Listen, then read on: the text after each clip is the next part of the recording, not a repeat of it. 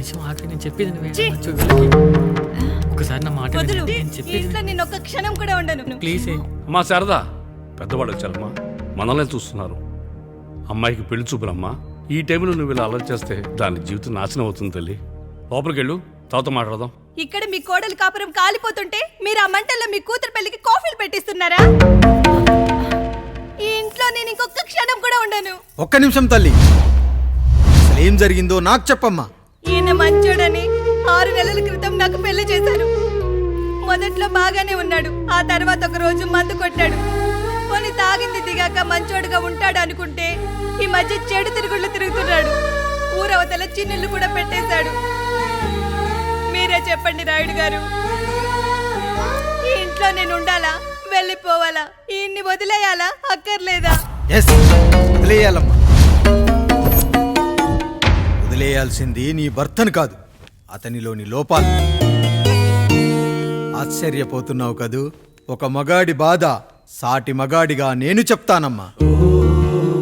ఆడదాని ప్రేమ వెలిగించిన అగరొత్తి లాంటిది. ఒకడు వెలిగించగానే కొన్ని గంటల్లో బూడిదైపోతుంది. కానీ మగాడి ప్రేమ దీపం లాంటిది. తాను కాలుతూ కూడా నలుగురిని వెలిగించుకుంటాడు. ఆ వెలుగులో ఆనందాన్ని వెతుక్కుంటాడు. చూడమ్మా శారద, నువ్వు కాకిలోని నలుపును చూస్తున్నావు, నేను దాని రెట్టలో తెలుపును చూస్తున్నాను. మొగడు మందు కొట్టొస్తే నిన్ను కొట్టలేదని సంతోషపడాలి గాని బాధపడకూడదమ్మా.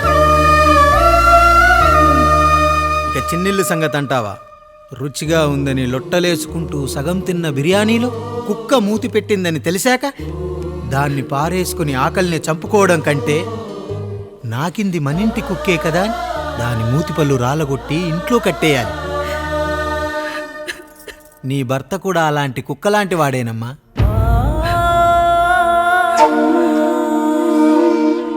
ఆడదానికి వయసొచ్చాక 3 ముళ్ళేసుకొని 90 ఏళ్ల జీవితం గురించి కలలు కంటుంది. అదే మగాడు 3 ముక్కలాడి 90 ml మందేయాలని కలలు కంటాడు. హౌస్లోనికి హౌస్ కీపింగ్కి తేడా తెలియని అమాయకపు జాతమ్మా మా మగజాతి. పండగ పూట తినే పాయసం రుచి గురించి మీకు తెలిసి ఉండొచ్చు. కానీ గరళం కంటే చేదుగా ఉన్న బ్రాందీని కక్కలేక మింగలేక తాగే ఆ బాధ ఒక్క మగాళ్లకు మాత్రమే తెలుస్తుంది.